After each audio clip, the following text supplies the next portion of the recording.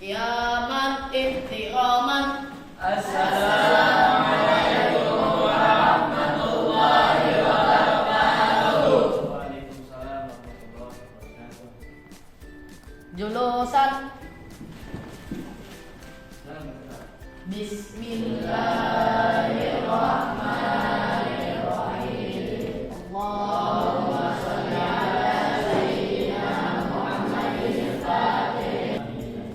Anak-anak sekalian, gimana kabarnya hari Baik. ini? Baik. Sehat semuanya? Sehat. Alhamdulillah. Nah, kemarin ada yang sakit sudah berangkat ya, sembuh ya. Sebelum kita mulai ke materi, kita menyanyikan terlebih dahulu lagu Indonesia Raya sebagai bentuk pengamalan ya daripada Pancasila dan juga sebagai wujud kecintaan kita pada tanah air kita ya. Silakan ini.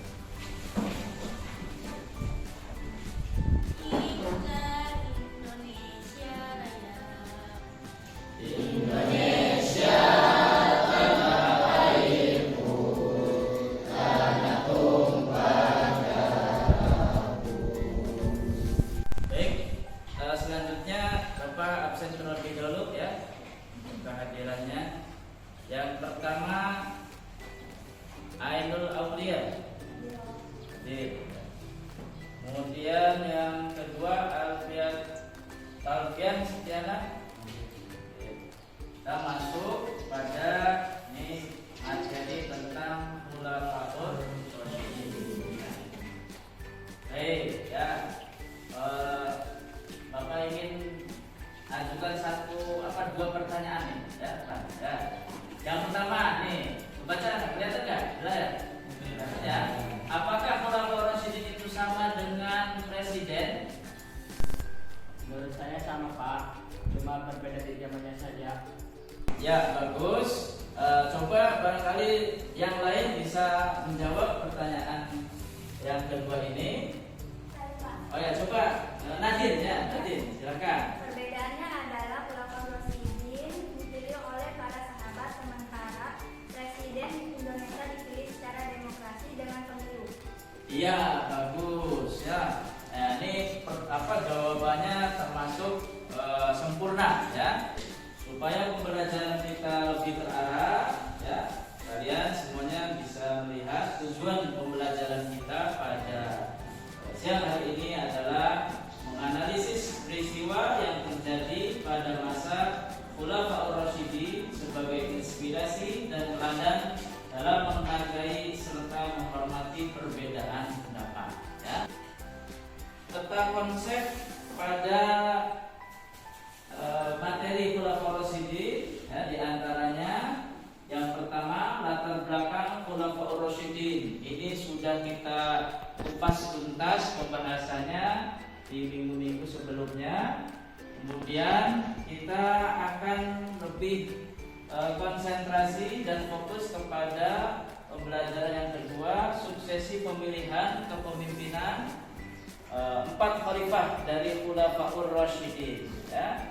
4 Khulafaur Rasyidin yang dimaksud itu diantaranya kita baca bareng-bareng. Yang pertama Sayyidina Abu Bakar Siddiq radhiyallahu anhu.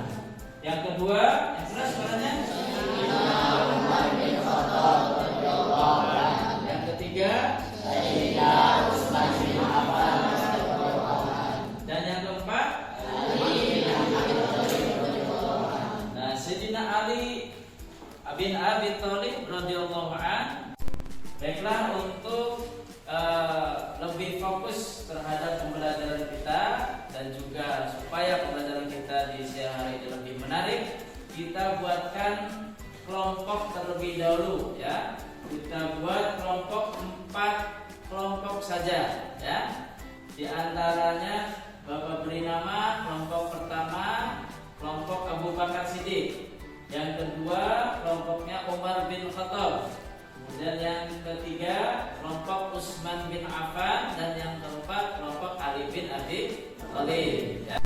Baik, terima kasih pada kalian ya.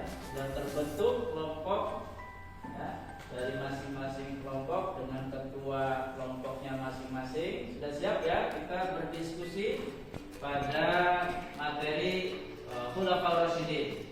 Ya, lihat ke layar di sini kita bisa lihat yang pertama Khalifah Abu Bakar Siddiq ya.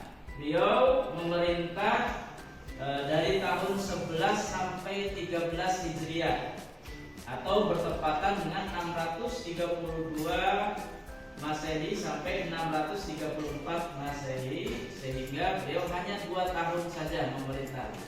Baik, selanjutnya coba kelompok kedua ya. Ini Zulfi juga bisa bacakan dengan keras supaya teman-teman yang lain bisa mendengarkannya. Nah. Khalifah Abu Bakar As-Siddiq radhiyallahu anhu memimpin pada 11 sampai 13 Hijriah Ya. atau 632 Masehi sampai dengan 634 Masehi, kurang lebih 2 tahun. ya. Khalifah Sayyidina Umar bin Khattab ya, bisa kalian lihat ya.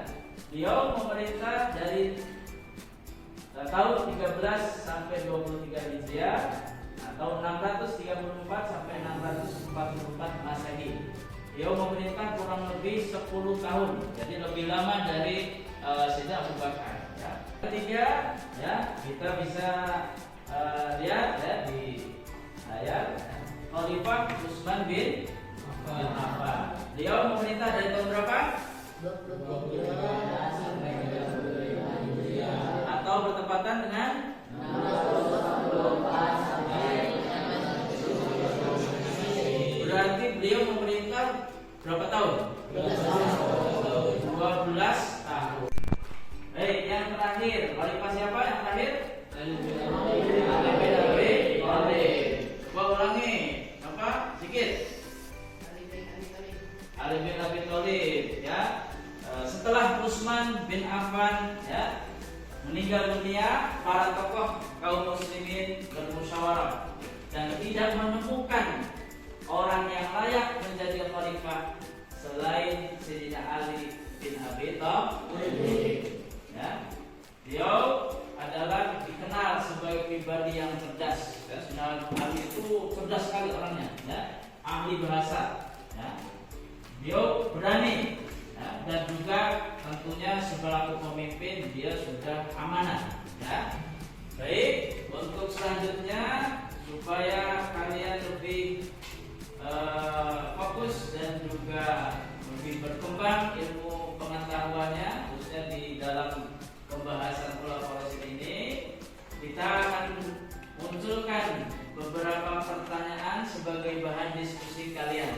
Dalam tugas diskusi kelompok ini, ya, Bapak akan terlebih dahulu bagikan lembar kerjanya, ya.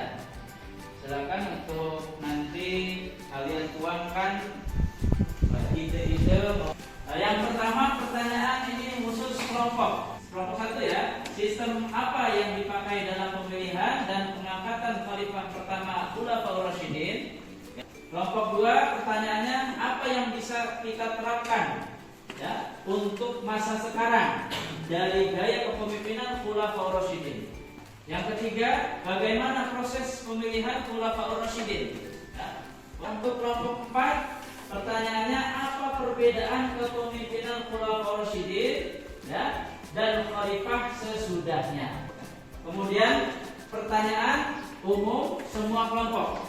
Kalian silakan berpendapat, menuangkan ide-idenya, menuangkan jawaban-jawabannya dari 2 pertanyaan ini.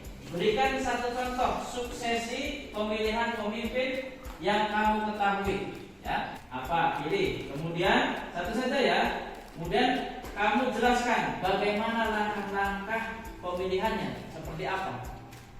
Baik, silakan untuk berdiskusi.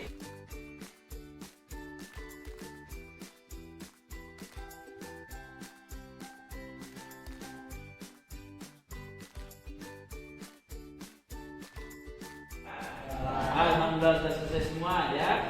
Baik, coba Bapak ingin tahu jawaban dari kelompok 1. 1 terlebih dahulu ya. Coba kelompok 1. Sistem apa yang dipakai dalam pemilihan dan pengangkatan khalifah pertama Khulafaur Rasyidin? Jawabannya, pengangkatan beliau sebagai khalifah yang pertama adalah melalui pemilihan secara musyawarah yang dilakukan oleh umat Islam di Saqifah Bani Sa'idah setelah wafatnya Rasulullah Shallallahu Alaihi Wasallam. Ya, bagus, cukup ya. Secara singkat saja. Coba kelompok 2. Mana kelompok 2? Kelompok 2. Oh, kelompok 2 ini. Sikit ya, sikit. Apa yang bisa kita terapkan untuk masa sekarang dari gaya kepemimpinan secara umum pelajar Yang keras suaranya.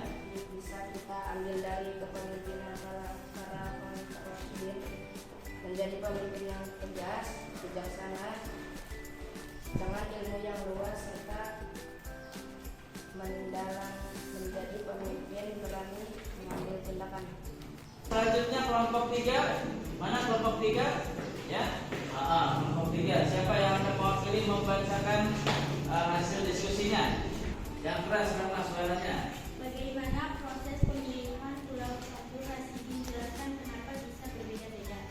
Sistem pemilihan terhadap masing-masing khalifah tersebut berbeda-beda. Hal tersebut terjadi karena para sahabat menganggap tak ada referensi yang khusus yang diajarkan oleh Nabi Muhammad SAW tentang bagaimana suksesi kepemimpinan Islam akan berlangsung. Kelompok 4 terakhir dengan pertanyaan apa perbedaan kepemimpinan Khulafaur Rasyidin dan khalifah sesudahnya. Ya, coba kelompok 4 perwakilannya siapa?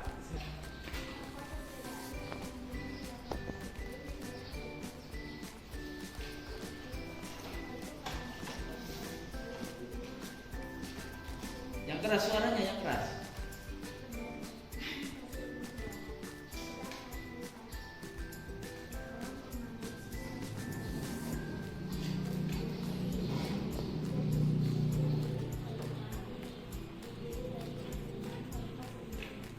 Ya, sudah cukup ya. Nah, alhamdulillah semuanya sudah mengutarakan pendapatnya. Coba Bapak berikan kesempatan kelompok 1 saja untuk membacakan hasil diskusinya di pertanyaan yang umum ini ya. Kelompok 1 mana? Berikan sesi pemilihan pemimpin yang berkategori contoh dengan sekolah. Kemudian kamu jelaskan bagaimana melakukan pemilihannya.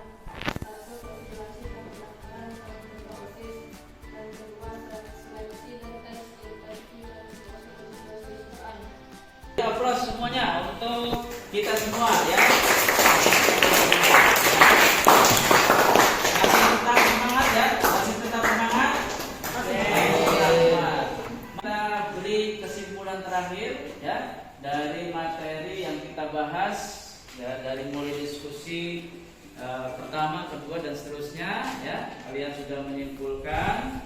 Baik, kesimpulan dari Bapak adalah yang pertama bahwa Khulafaur Rasyidin adalah pemimpin-pemimpin yang mendapatkan petunjuk ya.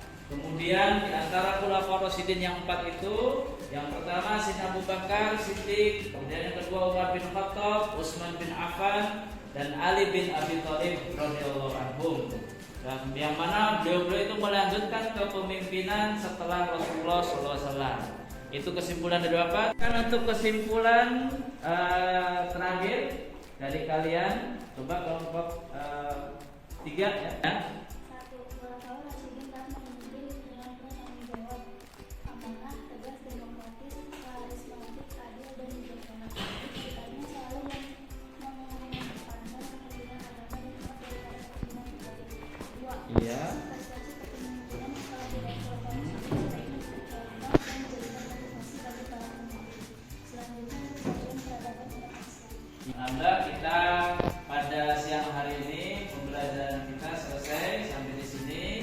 Tentunya Bapak berpesan pada kalian untuk tetap semangat dalam belajar ya, baik di sekolah maupun di rumah.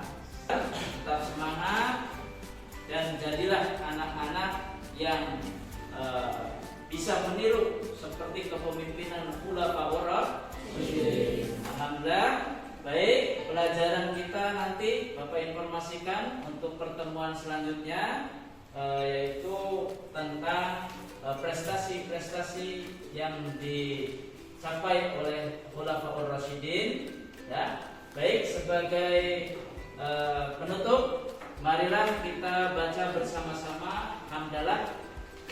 Alhamdulillah.